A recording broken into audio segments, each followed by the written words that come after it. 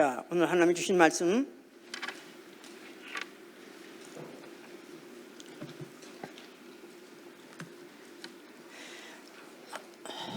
로마서 12장 1절부터 2절까지만 봅니다. 하나님은 예배를 받으시는 분이다.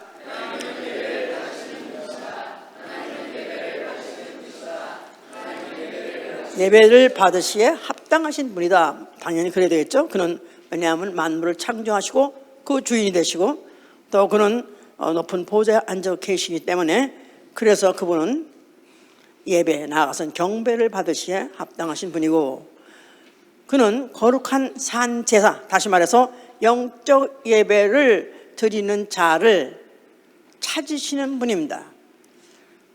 그는 예배를 받기에 합당하신 분인데 아무나 예배를 받는 것이 아니라 자기가 지정한 대로 원하시는 대로 드리는 자, 다시 말해서 신령과 진정으로 예배 드리는 자를 찾으신다 그랬어요. 요한복음 4장 24절에 아버지는 참 예배하는 자를 찾으시나니 신령과 진정으로 예배할 드리는 자. 그래서 바로 이때가 바로 신령과 진정으로 예배할 때니 아버지는 이렇게 예배하는 자를 찾으시니라.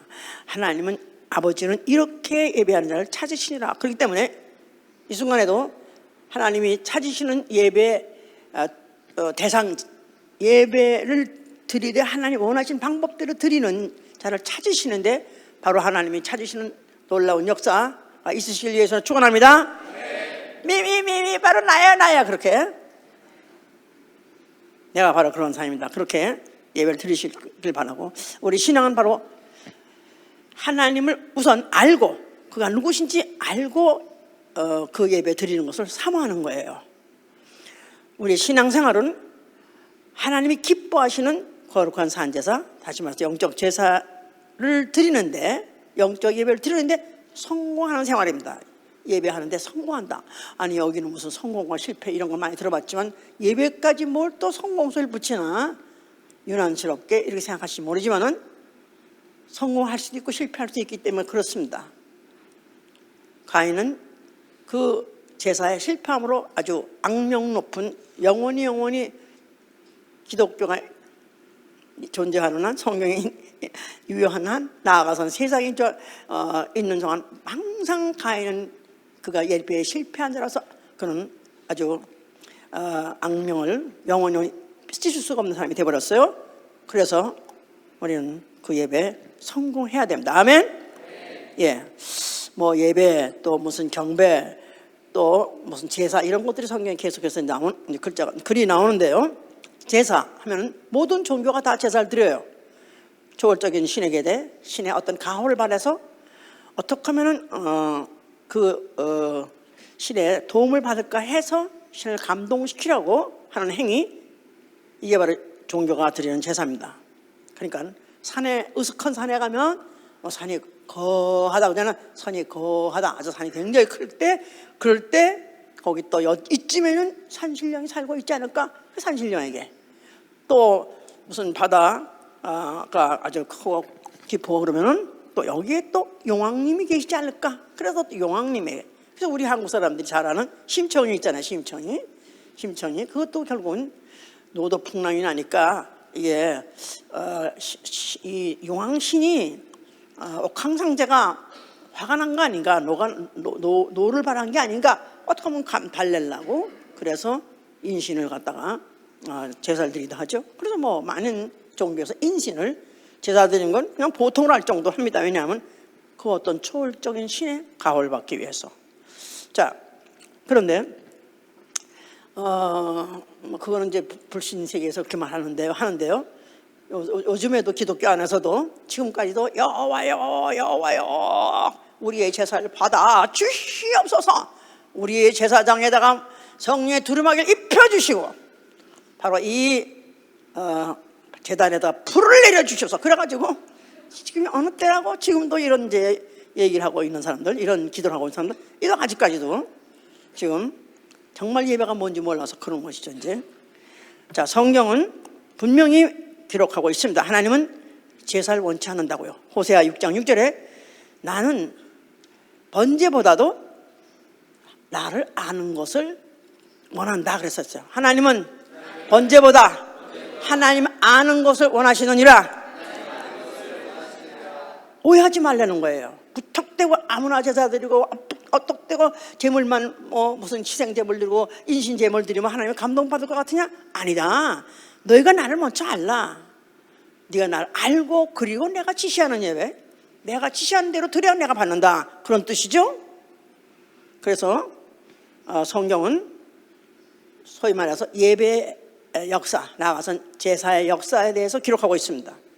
창세기 4장부터 그래서 제사가 나오는 거예요. 이제 그 구약에는 보통 제사라고 말하고 신약에서 이제 예배라고 말하는데요. 제일 처음에 제사를 드린 일이 생겼는데 바로 그게 이제 가인과 아벨의 제사입니다. 창세기 4장 있는 얘기죠.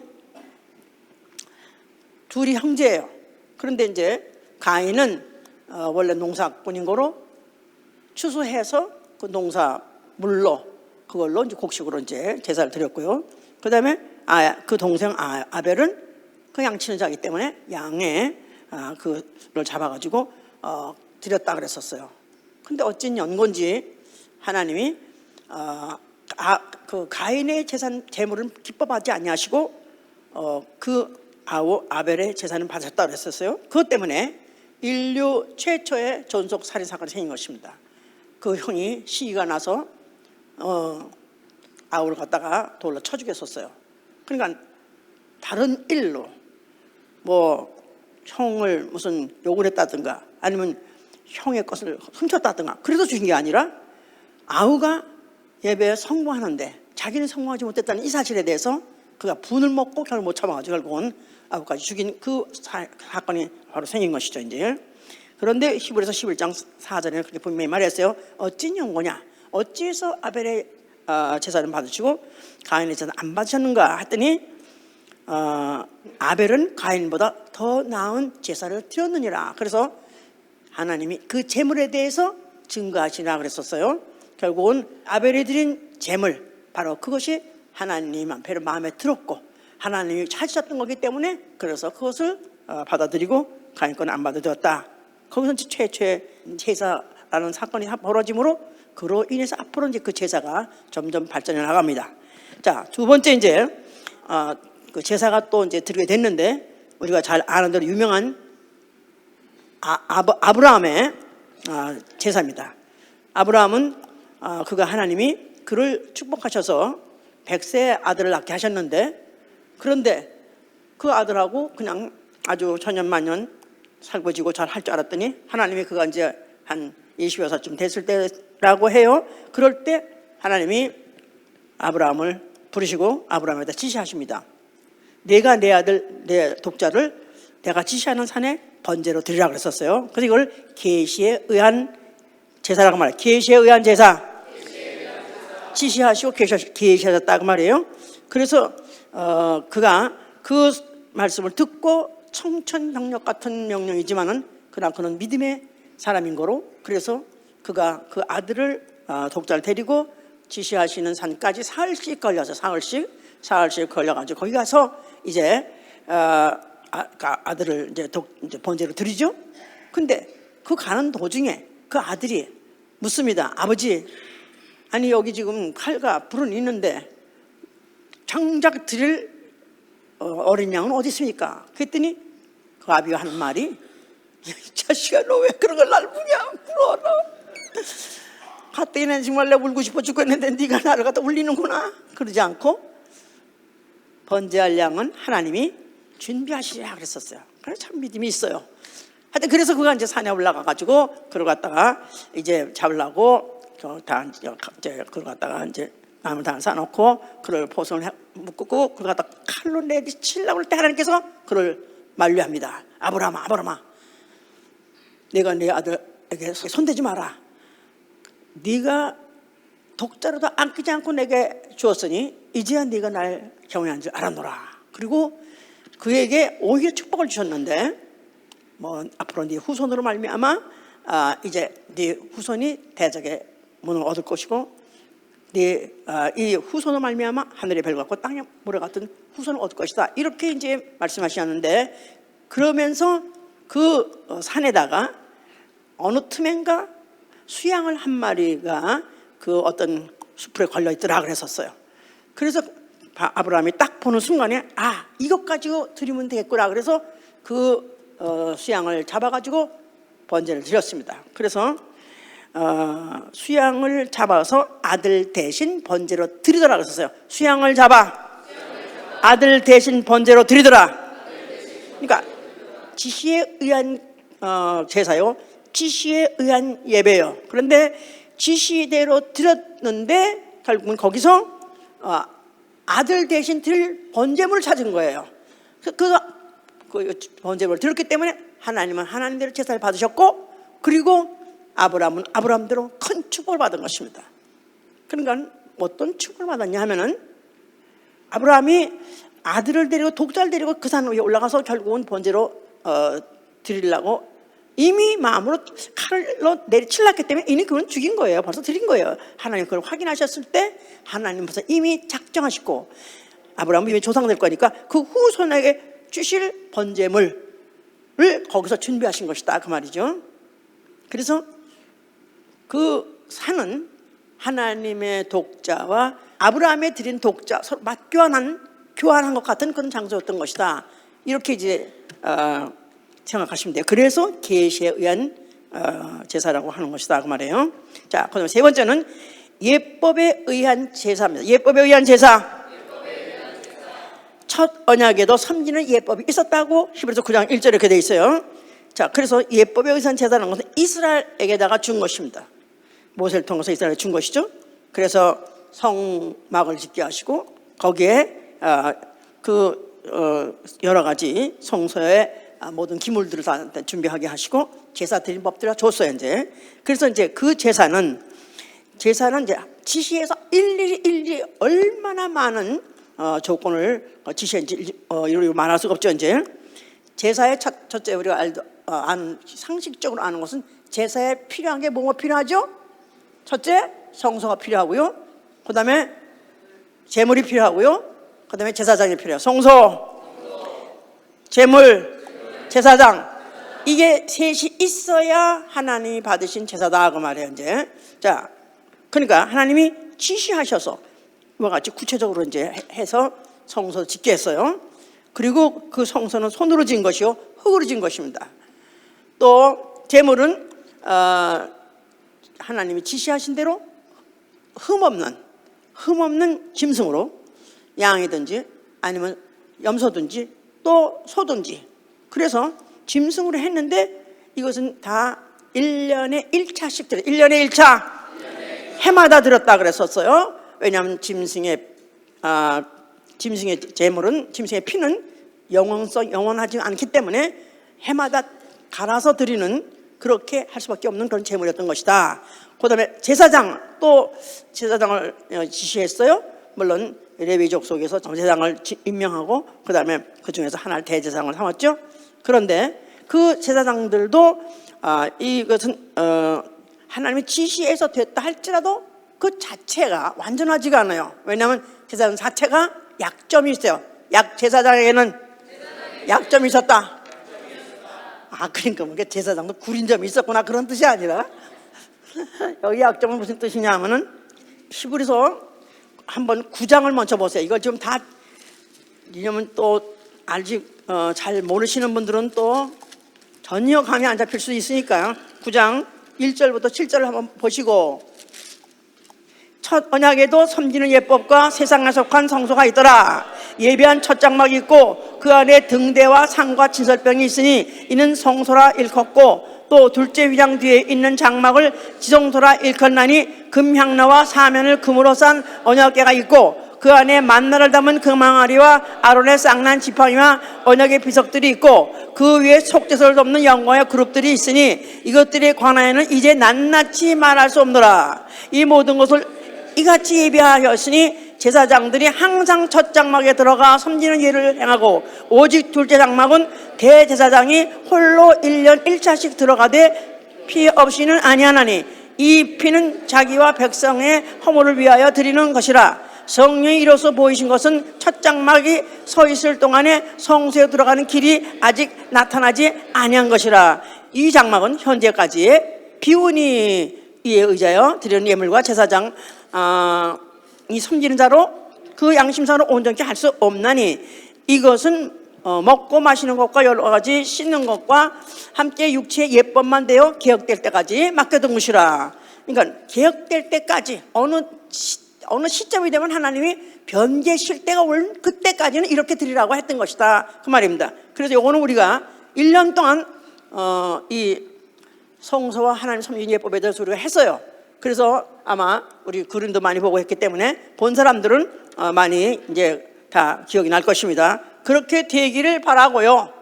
자, 그래서 또 만약에 이것에 대해서 아시고 싶으시면 또 우리 인터넷에 다 그런 거 다 이미 있기 때문에 참고하시면 됩니다. 자, 이렇게 하나님이 제사를 이제 그 제사를 좀 더 구체적으로 아주 확실하게 그러면서 그걸 만약 그 중에서 하나만 어겨도 당장 죽여가면서 엄하게 그 법을 지켜가면서 제사를 드리게 했습니다.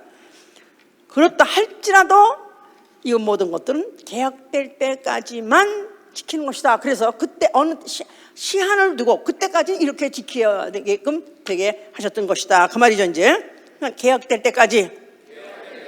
그러니까 누가 나타날 때까지? 누가 나타날 때까지? 아직은 아닌데. 예? 예.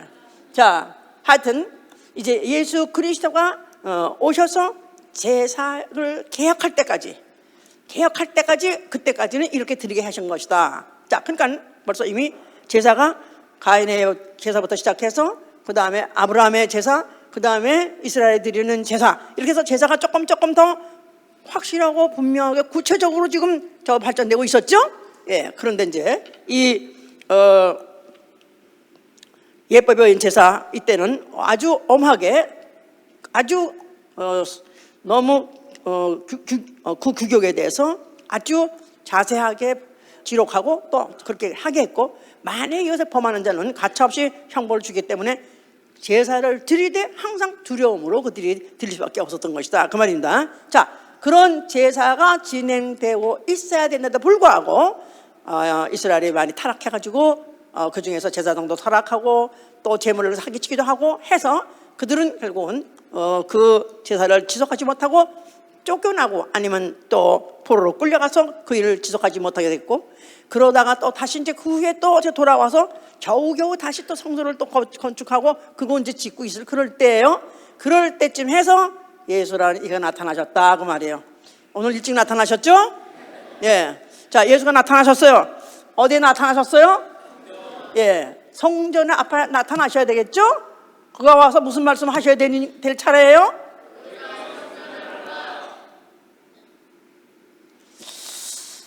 이게 뭔 말인지 모르는 여러분들이 있을 것 같으니까 성경을 좀 읽읍시다. 나는 이렇게 사랑이 많아서요, 또 처음에 오셔가지고 뭔 말인지 전혀 모르면 안 되니까. 왜냐면 너무 중요한 말을 하고 있는데 이 유래를 알아야지. 유래, 역사를 알아야지. 예? 2장, 요한복음 2장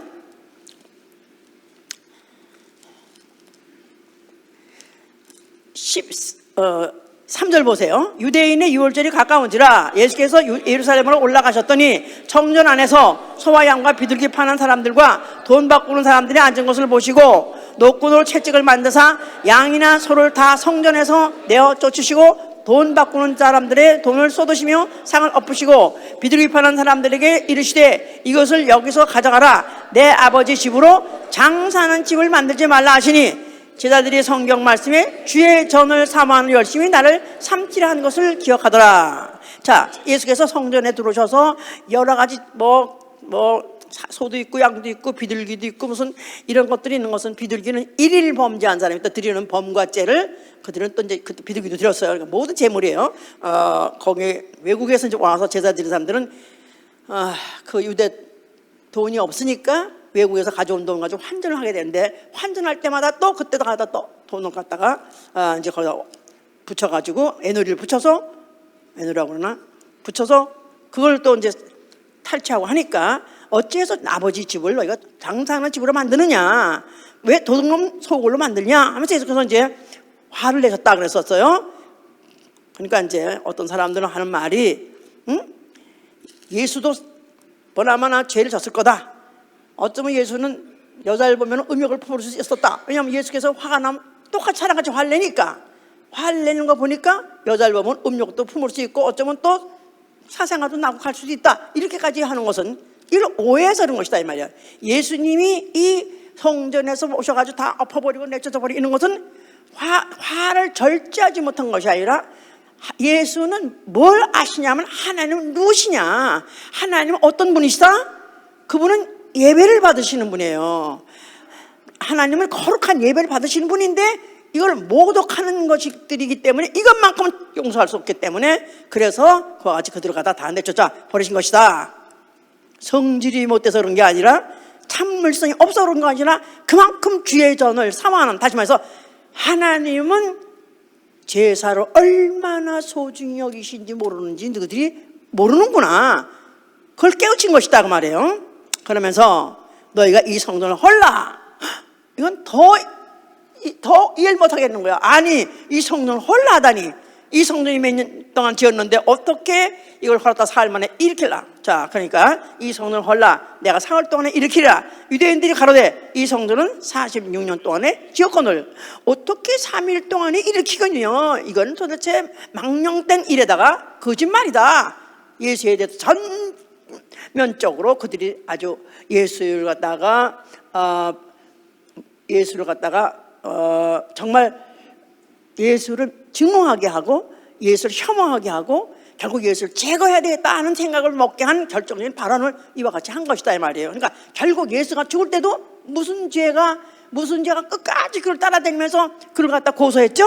이가 성전을 헐라했나이다. 이런 참혹한 죄, 이런 성전 모독죄, 이는 죽어 마땅합니다 하는 것은, 이들은 조상 내내로 그들이 전달되기를 하나님은 뭐를 귀하게 여기신다? 하나님이 기뻐하신 제사, 하나님은 제사에 대해서 엄청 신경 쓰신다. 하나님 아무 제사나 받지 아니하신다. 하나님 지시한 제사를 반드시 드려야 되는데 결국 그 제사 드리는 이 성전을 그가 헐러버렸더니 예수는 죽어 마땅한 죄인이 된 것이다. 결국 이제 그렇게 됐어요. 결국 예수께서 그렇게 하신 이유는, 예수께서는 마땅히 헐어져야 되고 마땅히 헐 때가 온 것입니다. 왜냐하면 예수께서 오셨으니까요. 그 자신이 오셨으니까요. 자, 보시면요, 그가 손으로 지은 이 성전 헐라, 흙으로 만들어진 이 성전 헐어버려라.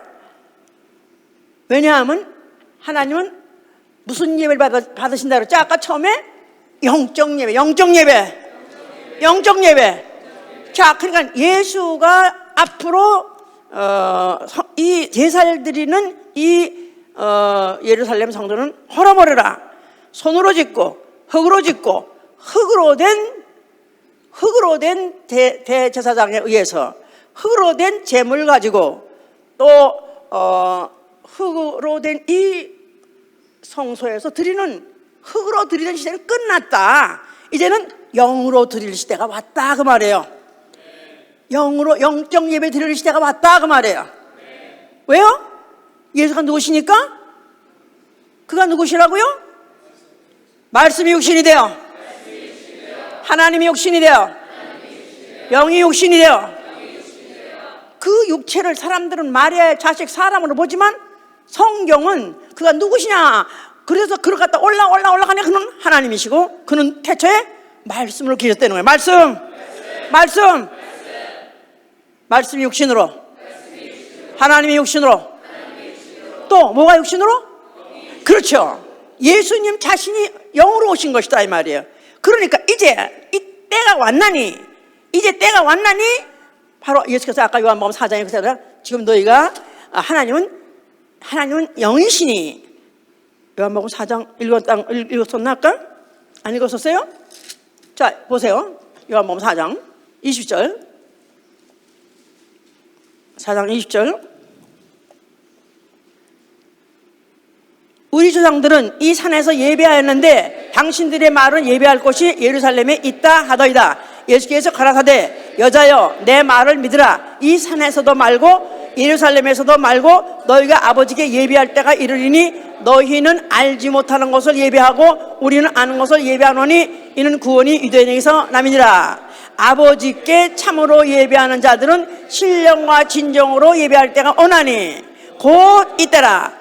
아버지께서는 이렇게 자기에게 예배하는 자들을 찾으시느니라. 하나님은 영이시니 예배하는 자가 신령과 진정으로 예배할지니라. 자, 무슨 말인지 아시겠죠? 이제 때가 됐다는 거예요. 바로 신령과 진정으로 예배할 때가 됐다는 거예요. In spirit, in truth. 신령과 진정으로 예배할 때가 왔다는 거예요. 그런데 곧 이때라. 여자가 들으니까 그러면 정말 하나님이 보내시는 그 메시아가 오면은 우리가 그럼 예배 보는가? 그때가 정말 하나님 뵙는 때인가? 이렇게 생각해서 여자가 가로되 메시아 곧 그리스도로 하는 이가 오실 줄을 내가 아노니 그가 오시면 모든 것을 우리에게 고하시리다. 예수께서 이르시되 내게 말하는 내가 그러라 해서 내게 말하는 내가 그러라. 하나님이 보내신 메시아 말고 어느 사람 말고 이제는 바로 하나님이 직접 너에게 나타났으니 바로 너에게 말하는 내가 그러라 그러는 거예요. 여자가 얼마나 충격 먹었겠어? 그리고 지금 물 길러 왔다 물동이를 버리고 그냥 동네로 뛰어들어갔잖아요. 얼마나 충격 먹었던지. 이 여자는 어떤 여자냐 하면 하여튼 팔자는 하나와 남편 5년이 있었으니까 또 다 잡아먹었으니까. 그래서 그런데도 불구하고 그는 정말 언제쯤인가 어떻게 하면 우리는 정말 예배를 성공할 수 있을까? 왜냐하면 사마리아 사람은 블레셋과의 유대인 잡종이기 때문에 이 예루살렘 오질 못하겠어요. 예배를 못하겠어요. 그러니까 예루살렘에 갈지도 못하겠고 또 거기서 또 그 동네에서 드리는 그런 무슨 산당에서 드리는 드리는 예배도 그것도 사실인지 아닌지 모르겠고 그래가지고 항상 사모했었어요. 그러다가 드디어 예배 어떻게 소리가 나오니까 이렇게 예가 나왔는데 결국은 그가 사모하고 얼마나 그 예배를 사모한 걸 아니까 예수께서 그냥 무절제하게 바로 너와 말하는 내가 바로 그러라고 가르쳐준 거예요. 그 여자는 정통 예수를 보았으니 예수의 얼굴을 봤으니 바로 최초로 하나님의 얼굴을 뵌 것이다 이 말이에요.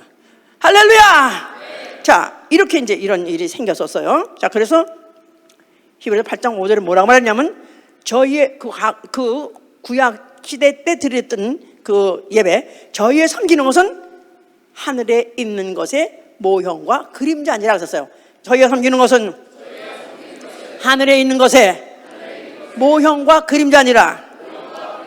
그러니까 제사를 처음부터 이런 제사를 원한다, 바로 이게 제사다, 이렇게 하려면 못 알아들을 테니까 항상 모형과 그림자로 이렇게 설명해 오고 계신 거예요. 그러니까 그래서 처음에는 그 제사가 실패할 수 있고 성공할 수 있다. 그런데 꼭 성공해야 된다. 그 다음에 또 아브라함은 어떻게 성공했나 그걸 보여준 거고, 이스라엘에게는 구체적으로 그렇게 모형과 그림자를 자세하게 이렇게 기록해서 그렇게 드리게 했던 것이죠 이제. 자, 그런데 결국은 예수께서 오심으로 해서 드디어 이제는 예배라는 것은 바로 이제 하나님을 직접 뵙는 것이라는 것을 이제 말씀하셨어요 이제. 자, 이렇게 저렇게 말씀하시다 보니까 이제 유대인들이 예수를 도무지 그를 더 이상 그를 용서할 수 없어요. 더 이상 용납할 수가 없는 거예요.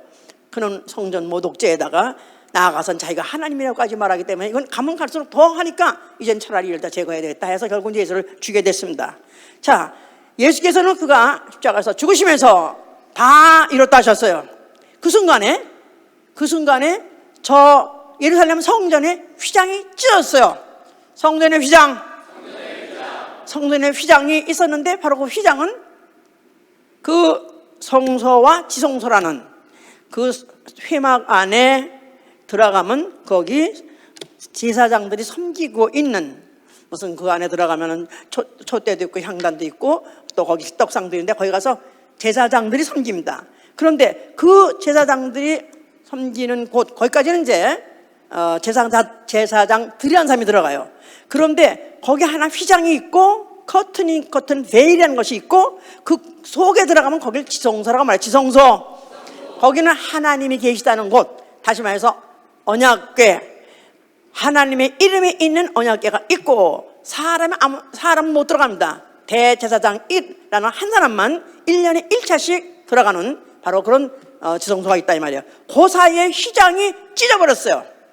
찢어져 버린 바람에 이제는 성소라는 기능 자체가 깨져버린 것이다 이 말이에요. 성소의 기능, 거룩함이라는 홀리 플레이스라는 제한된 장소의 기능이 지성소와 성소를 막는 그 휘장 때문에 그게 털통같이 지켜야 되는데 그 자체가 찢어져 버린 바람에 이제는 아무나 만무방대 막 들어오고 나갈 수 있는 그런 곳이 되어버렸다 그 말이에요. 그러니까 예수께서는 홀라 말씀하셨는데 그 말씀 때문에 결국은 죽었어요. 근데 죽는 순간에 아닌 게 아니라 휘장이 찢어버린 바람에 성전은 헐어져 버린 거나 마찬가지다 그 말이에요.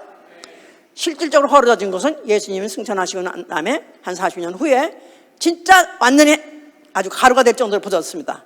그런데 그 전에 이미 예수가 죽을 때 성전의 기능 자체는 완전히 이제는 찢어져 버린 바람에 부서버리면 이제는 그야말로 이제 흙으로 된 성전, 흙으로 된 제물, 흙으로 된 대제사장 다 완전히 다 이제 기능이 이제 끝난 것입니다. 더 이상 효과가 없는 거예요. 이제 그가 이제 계명대로 죽으시면서 그는 바로 그가 계명대로 자기 목숨을 버린 것은 자기가 다시 살아서 의로운 중에서 주의 얼굴을 뵈리라 하셨어요. 의로운 중에 주의 얼굴을 뵈리라.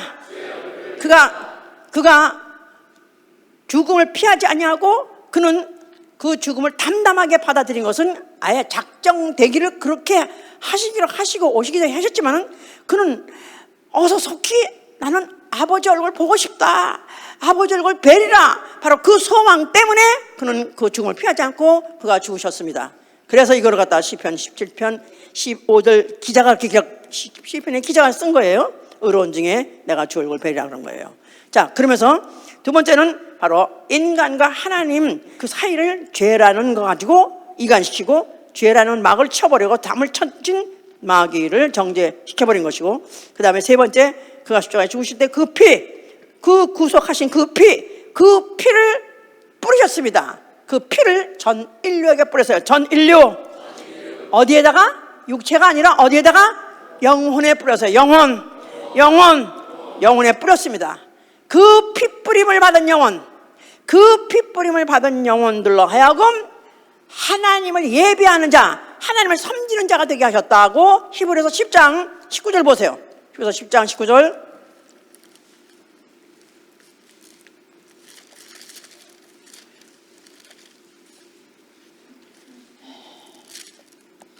그러므로 형제들아, 우리가 예수의 피를 힘입어 성소에 들어갈 담력을 얻었나니 그 길은 우리를 위하여 휘장 가운데로 열어놓으신 새롭고 산 길이요 휘장은 곧 저의 육체니라.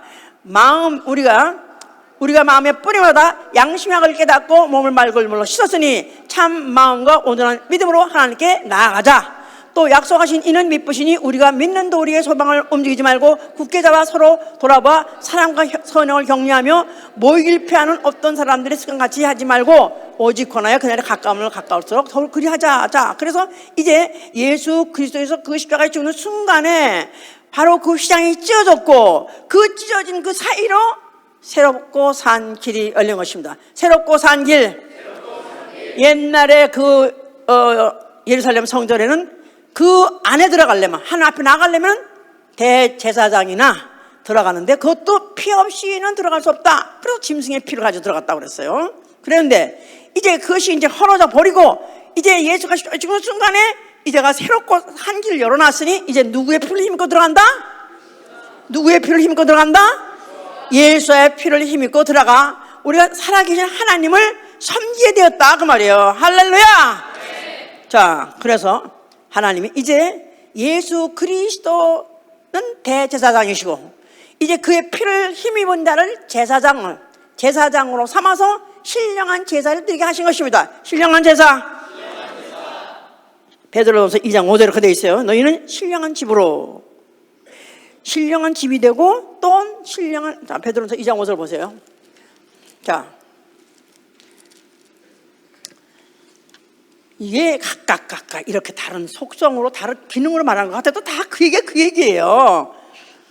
5절, 너희도 산돌같이 신령한 집으로 세워지고 예수 그리스도로 말미암아 하나님이 기쁘신 배 받으실 신령한 제사를 드릴 거룩한 제사장이 될지라.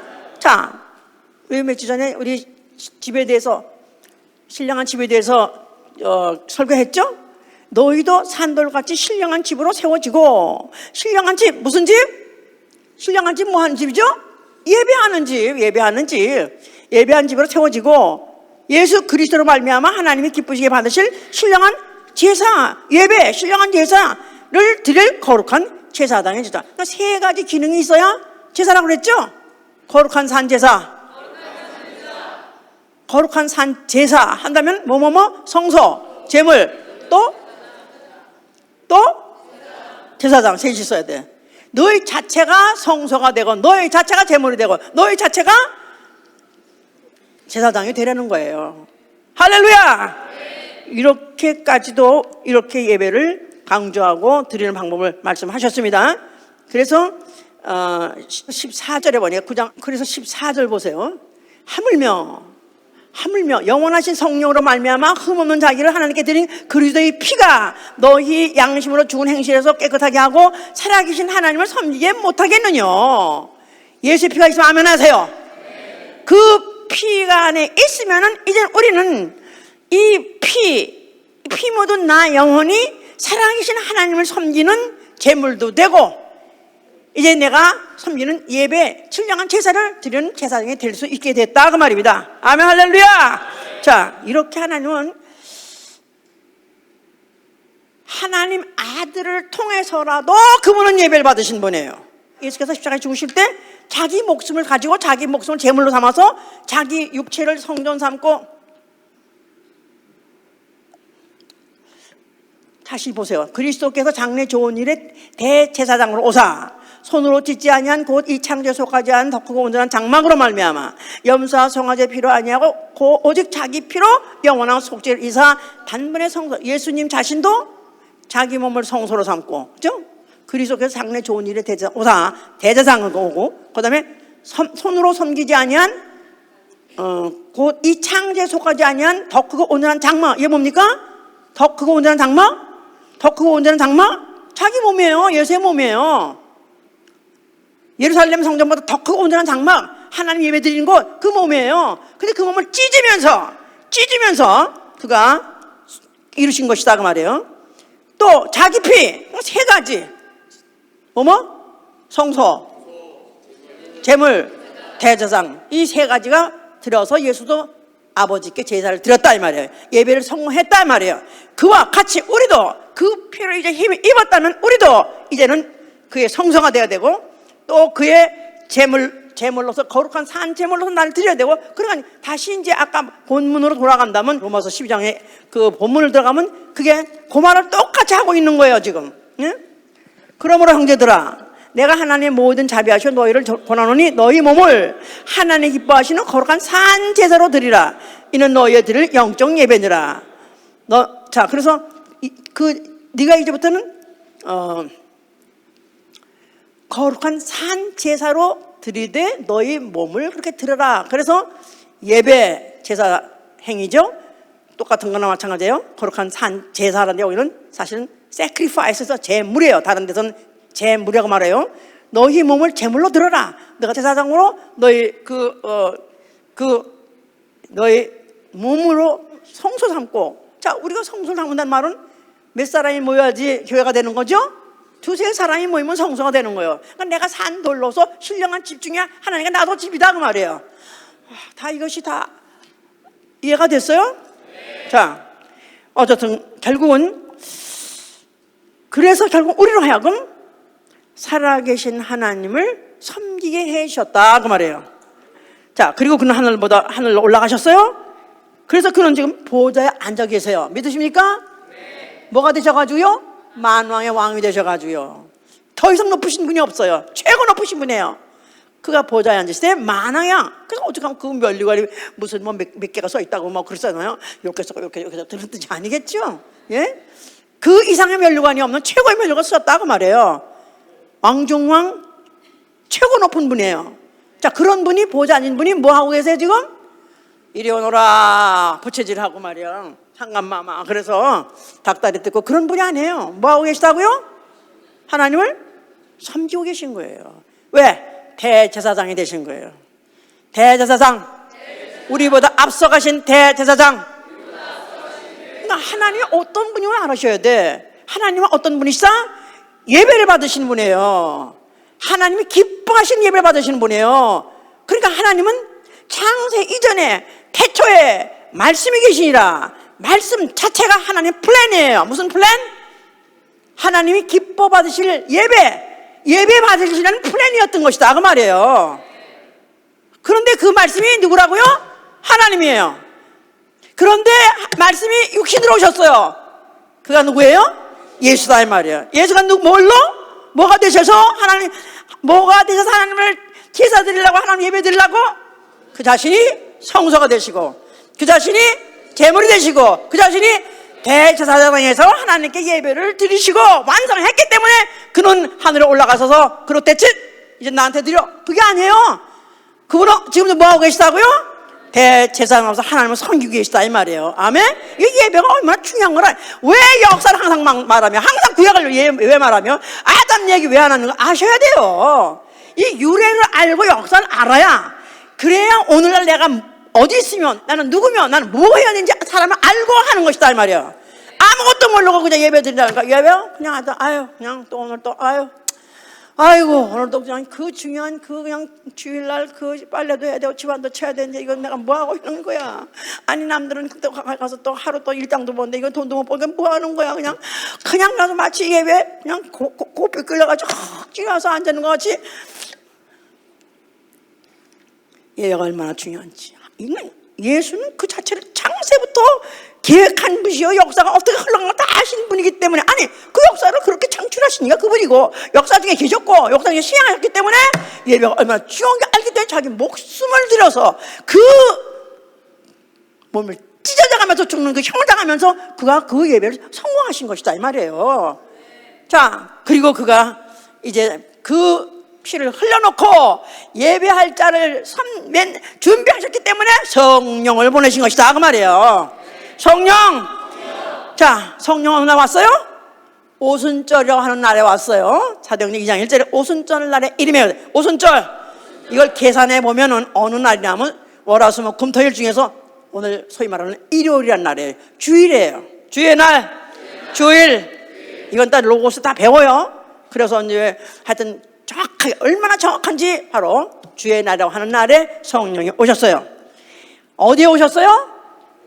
예수의 이름으로 모인 무리 속에 오셨어요. 하나님이 피로 사신 교회에 오셨어요. 그때부터 시작해서 드디어 그때 그들이 그 성령을 받고 난 뒤에 얼마나 기뻐했는지 말할 수가 없어. 그들이 그 핍박과 박해가 있고 막 죽음이 막 엄습하고 있는데도 불구하고 너무 기뻐가지고 성령 받고 났는데 막 뛰어나가서니까, 막 나가서 막 전했으니까. 왜냐하면 예수께서 내가 아버지 집에 가서 몇 날이 못 되어서 성령을 보낼 것이다 했는데, 그들이 처음엔 뭔지 몰랐었어요. 하여튼 뭘 보내시니까 보내는가 했는데 막상 받고 보니까 드디어 오셨구나.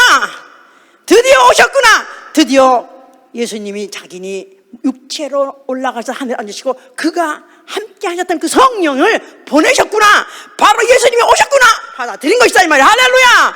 네. 그의 영을 본 것입니다. 그래서 예수의 영이라고 그래요. 사도행전 16장 7절에는 예수의 영, 성령을 모시자마자 그들 드디어 영적 예배가 시작한 것이다 이 말이에요. 영적 예배. 그래서 사도행전 2장 1절에 오순절날에 그들이 다 같이 한 곳에 모였더니,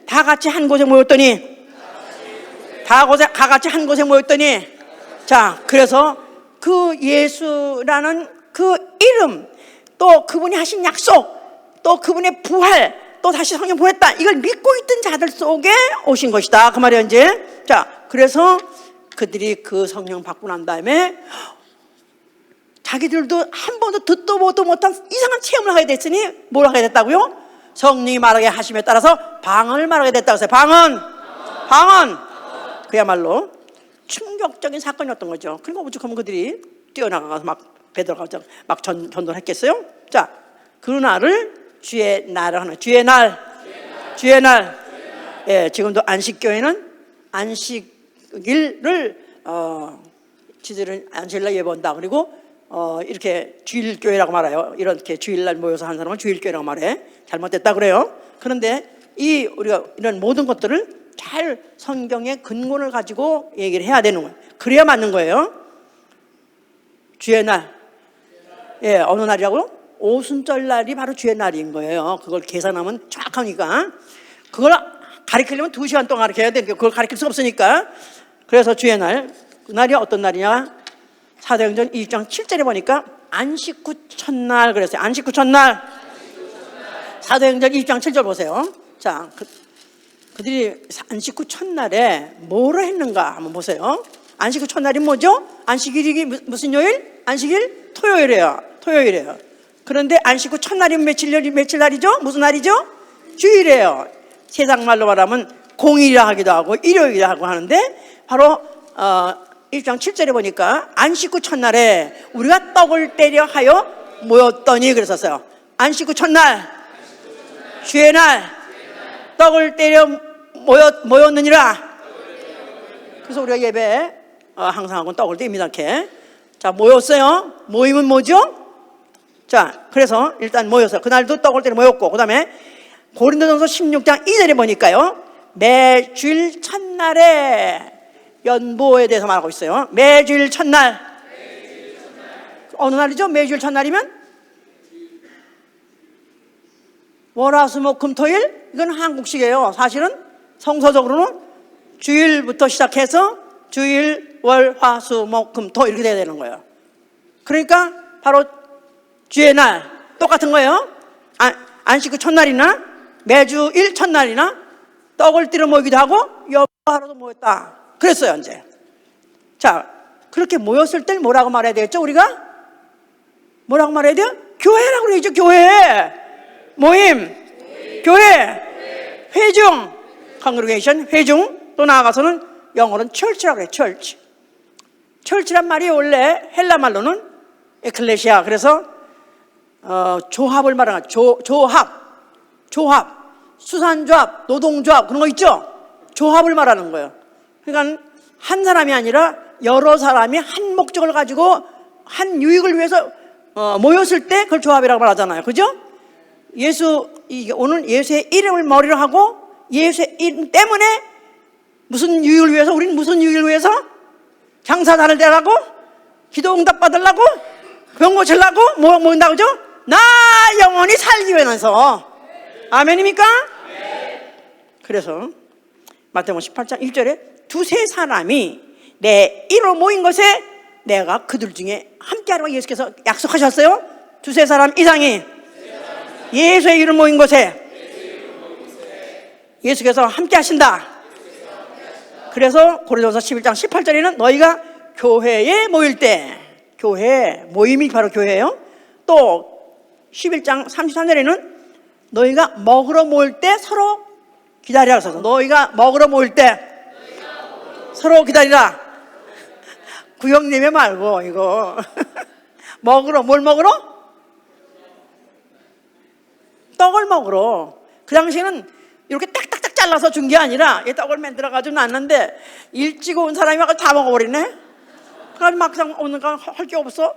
그들이 모일 때 주일마다 떡을 띄었다 이 말이에요. 그런데 그러게 그런 것 같다 이제 구하기 위해서 오죽하면은 이제 기다려까지 말했어요. 이제 그 다음에 고린도전서 14장 26절에는 너희가 모일 때 찬송시도 있고 가르치는 말씀도 있고 계시도 있고 방언도 있고 통역함도 있고. 자, 이걸 뭐죠? 예배가 있다 이 말이에요. 예배 안에 내용을 다 말하고 있는 거예요. 자, 예배 해보세요. 헬라말로 프로스쿠네오라고 합니다. 헬라말로 하나님과의 입맞춤, 하나님의 얼굴을 뱀, 이게 바로 프로스코네라는 뜻이에요. 이 뜻에는 월십이라는 뜻도 있고 서비스라는 뜻도 있어요. 예배라는, 경배라는 뜻도 있고 또 섬기다는 뜻이 있어요. 하나님과의 만남, 그 동시에 하나님을 섬기고 봉사하는 것도 포함되어야 되는 것이다, 그 말이에요. 예배는 하나님을 만나는 순간이요, 예배는 하나님 만나는 순간이요, 또 하나님을 섬기는 일, 또 봉사하는 일을 해야 되는 순간이다, 그 말이에요. 그래서 예수께서 하신 말씀이, 너희가 하나님은 이렇게 예배하는 자를 찾으시니 신령과 진정으로 예배하는, 신령과 진정으로, in spirit, 영적으로만이 아니라 in truth. 그래서 그 실질적으로 하나님이 지시하신 그 법대로 하라는 거예요. 자, 그래서 지금 신령이라는 것은 영적으로, 그래서 하나님의 임재를 믿어야 돼요. 하나님 임재. 우리 중에 오늘 하나님이 계시답니다. 아멘 하세요. 진짜입니까? 자꾸 잊어버리려고 그래. 그죠? 자꾸 잊어버리려고 그래. 그러니까 계시다고 하는데 자꾸 잊어. 왜 안 보이니까. 성령 충만하면 느낄 수 있어요. 성령 안 충만하면은 금방 사람만 보이는 거야. 시험 들고 뭐 누구 꼴 보기 싫고 뭐가 못됐고 해가면서, 이게 다 왜 하나님 안 보이니까. 하나님이 함께 하신다는 걸 대전제하고, 하나님이 영으로 계시고, 나도 오늘 영적인 자격을 가지고 나온 것이다. 영적인 자격. 나는 누구로 나온 거죠? 아담으로 나온 것이다. 아담, 둘째 아담. 예, 나도 아담 자격, 영으로 나왔다 이 말이에요. 그러니까 영과 영의 만남이다 이 말이에요. 자, 그러면서 그 신령이라는 그 내용에는 우리가 그 하나님과의 만남할 때, 하나님 만나면은 진짜 뭐 하고 싶죠? 하나님 만나면 어떻게 했으면 뭐가 제일 하고 싶겠죠? We love you, Lord. We worship you. You are our God. You alone are good. I love you, Lord.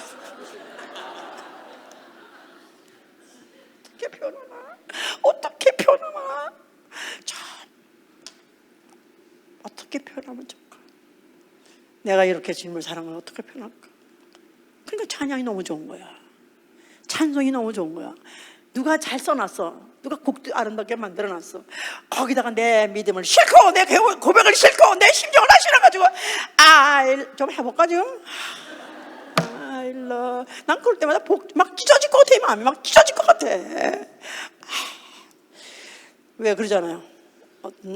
무슨 남자가 여자를 사랑하게 됐어. 그래가지고 이 심정, 정말 어디 가서 내가 큰 소리를 쳐가 산에 올라갔어. 그래가지고 산에 가서 복순아 사랑해. 그래. 그런 수줍이도 있는데, 그렇지. 그 찬송이라는 게 내 애정을 다 실는 거예요. 내 사랑을 다 고백하는 거예요. 내 사모함, 내 모든 내 감격, 그걸 다. 근데 우리는 교회 너무 감사한 거야, 그죠? 왜냐하면 이런 거 없는 교회가 얼마나 많아? 예? 기껏 해봐야 그냥 구태의연한 그 찬송가 몇 개, 그것도 하나도 제대로 고르지도 못해가지고, 음악성도 없어. 목사가 음악성도 없어가지고, 때도 안 맞고 시도 안 맞는 노래 아무거나 골라가지고 할 때 그냥 하는가 보다 하지. 진짜 음악이란 자체가 그렇지 않습니까? 음악은 감성적인 거 아니에요. 감성을 촉발시키고 감성을 극대화시키는 게 음악 아니에요.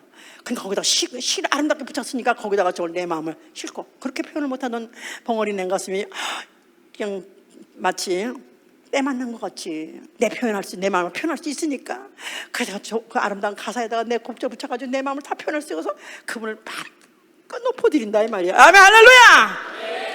그렇죠. 신령, 바로 신령으로 성소에서 찬양하며 회중에서 주를 찬송하리다. 회중 모였을 때 하는 일이 뭐냐? 주를 찬송하는 것입니다. 또한 신령과 진정이란 in truth, 법이란 뜻이에요. 질서란 뜻이에요. 공동체적 요소가 있다 말이야. 공동체이기 때문에 질서가 있어야 돼요. 그래서 예배라는 항상 주보에 순서가 있는 거예요. 질서 있게 하려고. 그래서 고린도전서 14장 14절에는 모든 것을 질서를 따라하라 그랬어요. 질서를 따라하라. 영적 예배. 오늘 제목 영적 예배 하니까 영적 예배? 그럼 어떻게 생각하냐? 신령당 전당대회? 신령당 전당대회 아세요? 공화당 전당대회가 아니라 신령당 전당대회. 그러니까 신령당 당수들이 다 모여가지고 별짓 다 하는 거 있잖아요. 실제로 그렇게 하는 게 많습니다. 무슨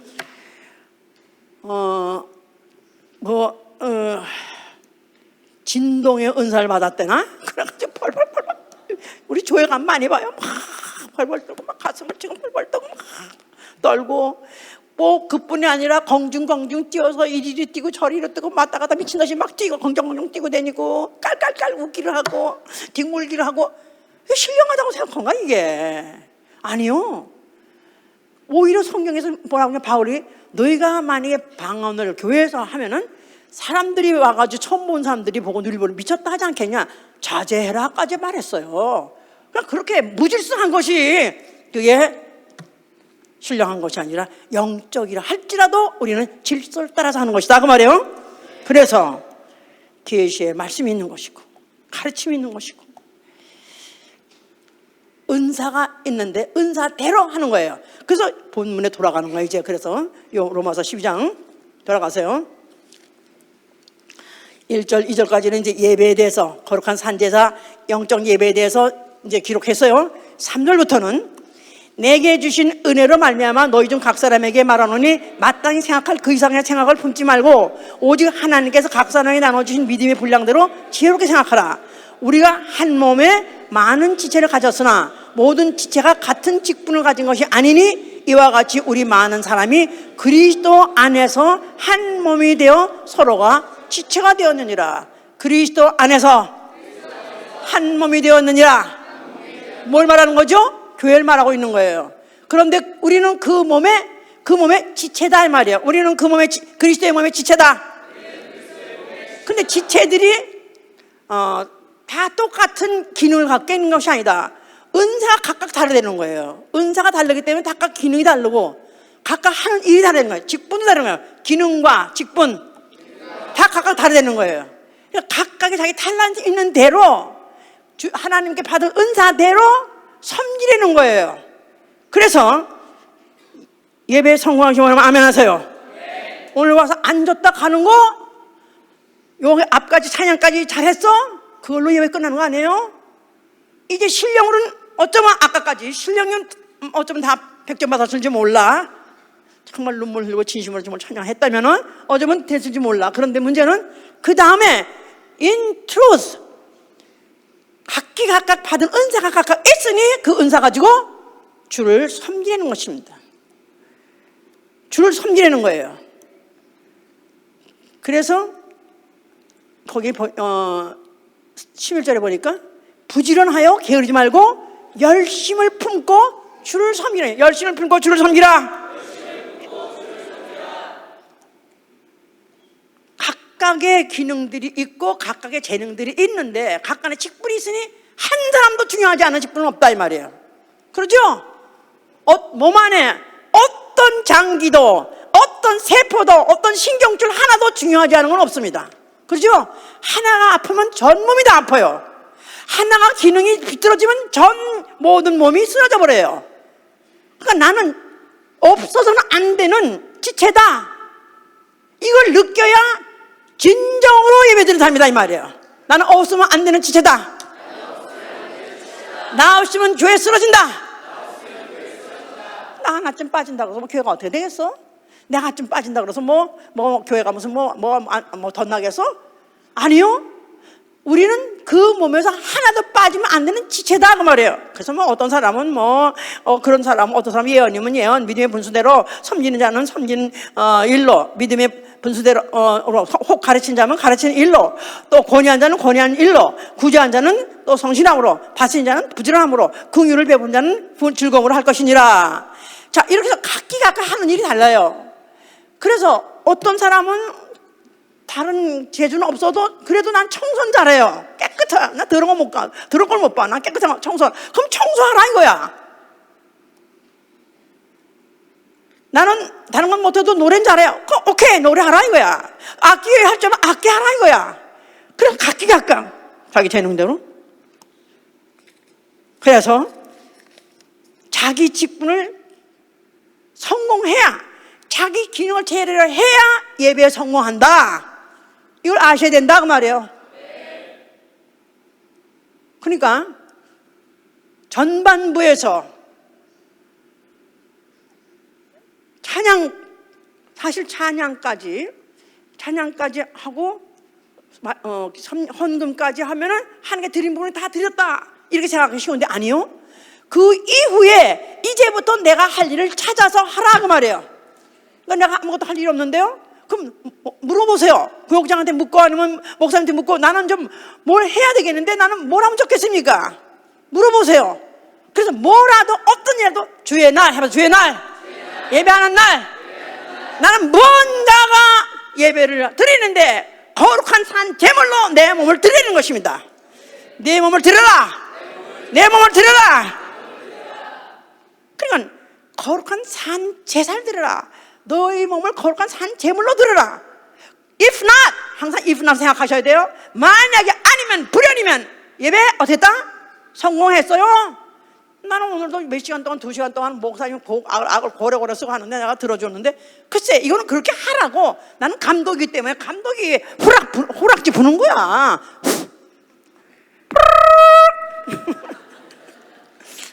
그래서 어떻게든지 계획 짜가지고 어떻게든지 그 하나 일을 더 목회자는 뭘 생각하냐면 어떻게 하면은 전교인이 다 움직이게 하는가. 한 사람도 와가지고 그냥 놀다 간 사람 없이 한 사람도 뭔가 하게 할까 그걸 염려하고 고민하고 있는 겁니다. 그래서 어떻게든지 우리가 이 예배는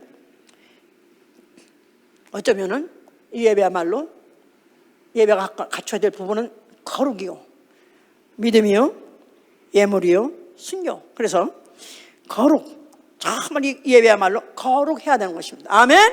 네. 세상이 틈타면 안 돼요. 세상이 틈타고 무슨 경제든지 사회든지 정치든지 틈타면 안 됩니다. 지가 어쩌다가 정치 얘기를 했다 할지라도 그게 정치를 내가 정치에 관심이 많고 정치를 하라는 뜻이나 정치에 참여하는 뜻이나 그 결론이 뭐냐면 우리의 인권을 스스로 자기를 사용하는 데 쓰라. 그쪽을 택하라. 그 말을 하고자 하는 것입니다. 그래서 절대로 세상에 들어오지 못하게 되고 그 다음에 주님이 기뻐 받으시는 예물 그리고 또 이 전체 예배는 믿음 없이는 하나님 기쁘게 할 수 없으니까 믿음으로 드리는 것이고 이 예배는 마지막 예배 드리는 것 같이 드려야 되는 거예요. 오늘의 예배는 나의 마지막 예배가 된다 할지라도 유감없이 드리리라. 자, 우리 한번 상상해 봅시다.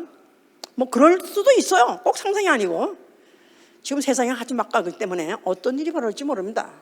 앞으로 기독교인은 점점점 축소될 것입니다. 점점 확산되는 게 아니라 점점 줄 것입니다. 왜냐하면 지금 기독교의 우리 선진국들이나 어떤 나라들이 다 그렇게 됐으니까.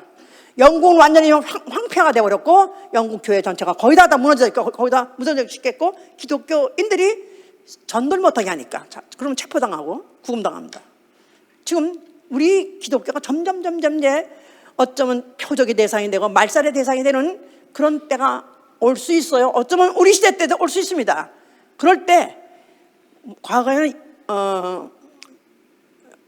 그 박해 시대 때도 그들이 어떻게 하면 기독교를 잡았냐면 어디서 모인다 하면 그 모이는 데를 습격하면 거기서 잡는 거예요. 그러니까 어느 날이겠죠? 주로 예배 날이에요. 주의 날이에요. 6.25 때도 그 주의 날 그 예배 모여가지고 예배를 드리고 있는데 인민군이 그 예배 드리는 어느 한국의 어디 진천이라나 어느 시골이라는데 한 100여 명 모여온 그런 예배 보는데 인민군들이 바깥에 불을 질렀대요. 예배를 드리는데 이 꼴 니들 다 무슨 뭐 하나님이 어쩌고 뭐 예수가 어쩌고 불맛이나 봐라 니들 지옥맛 봐라 하면서 바깥에 불을 질렀대. 그러니까 지옥 불이 나니까 뭐 그 안에서 갑자기 놀라고 아비 교환이 됐겠죠. 근데 뭐 어쩌다가 다 끝나고 난 다음에 들어가 보니까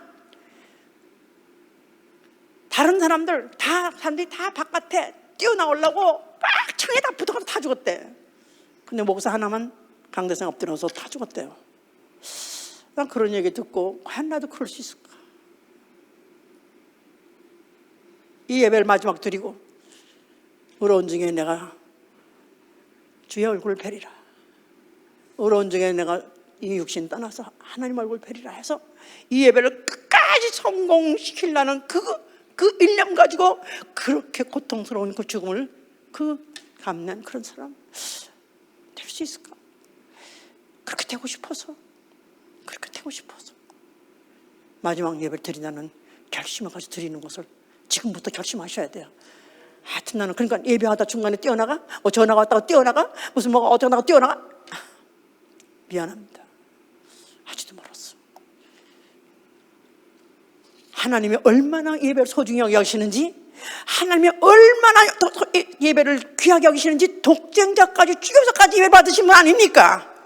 우리는 그의 피를 힘입고 거룩한 산 제사로 드릴 수 있는 자격이 주어졌으니 우리는 어쩌든지 이 예배에 성공하신 여러분 되실 위해서는 축원합니다. 네. 오늘 제대로 들었다면은, 오늘 예배가 뭔지 알았다면 아마 다음 주부터 예배하는 태도가 달라질 거예요. 정말 예배 성공하실 위해서는 축원합니다. 네. 예배 중에서 주의 얼굴 뵙고 어려운 중에 죽어 하늘에 가서 주의 얼굴 뵙는 여러분 되실 위해서는 축원합니다. 네. 할렐루야. 네. 기도합시다. 어쩌다 보니까 날짜가 가서 또 주의 날이라고 하니까 오셨습니까? 기다리다 온 거죠. 이 날이 있기를 기다리고, 이 날 때문에 준비하고, 이 날 때문에 기도하고, 이 예배 성공하기 위해서 기대하고 사모하다 왔습니다. 아직까지도 우리가 정말 성경을 모르고 하나님을 모르다니 용서해 주시고, 이제부터라도 정말 하나님이 기뻐하시는 예배드린 자가 되게 하여 주시길 기도합니다.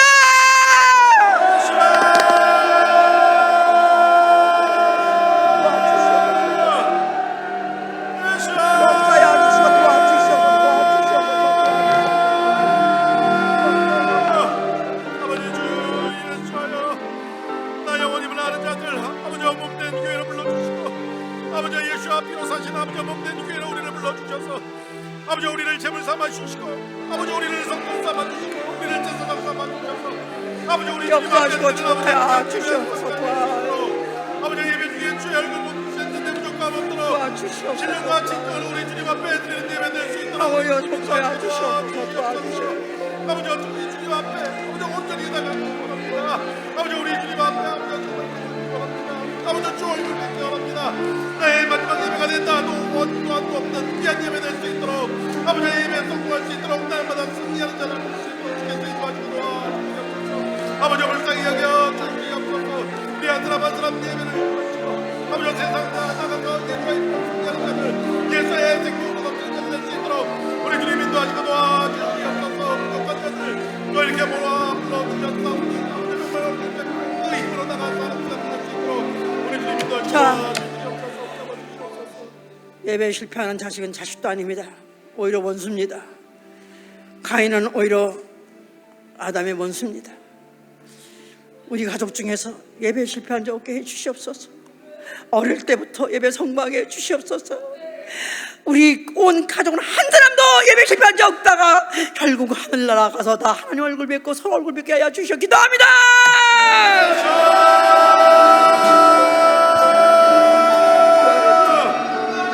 아버지 주 예수 너를 불쌍히 주시옵소서. 아버지 우리 아버지 예배 성공하여서 아버지 넘넘게 해주시도록 우리 주님 말씀 가지고 도와주시옵소서. 깊이 그 예배 성공하므로 우리 주님 얼굴을 뵙고 아버지 아까도 넘넘게 예수와 이름으로 생명으로 살 수 있도록 우리 주님 인도하시고 도와주시옵소서. 잡아주시고 인도하여 주시옵소서. 이제부터 기도가 필요해요. 우리 기도해야 돼요. 일주일 내내 바로 뭘로도 기도하냐면 나의 이번 주에 예배 성공하게 하여 주시옵소서. 그냥 몸뚱아리 왔다 간자되지 않게 하시고 나의 영이 바로 살아계신 주의 영 뵙게 하여 주시옵소서.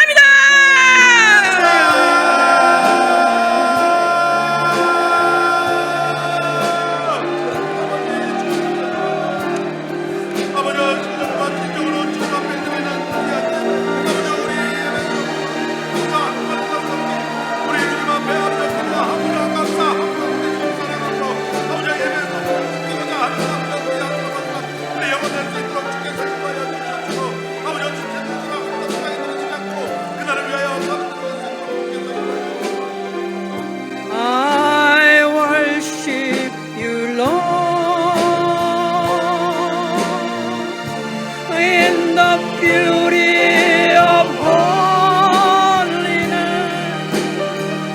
I worship you, Lord, in spirit and in truth. I worship you, Lord, in the name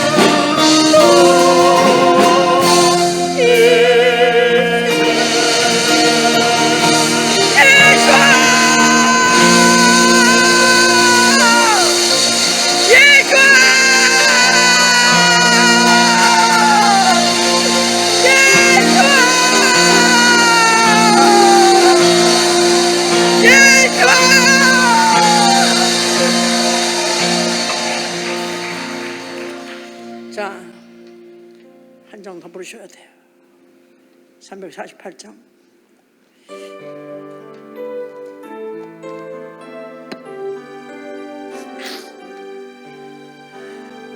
나의 생명 두리니 주여 받아주셔서 세상 살아가고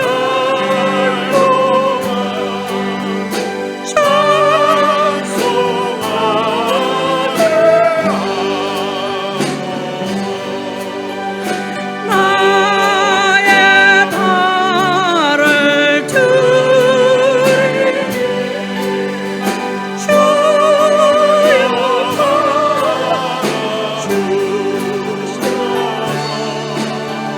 받아주소서.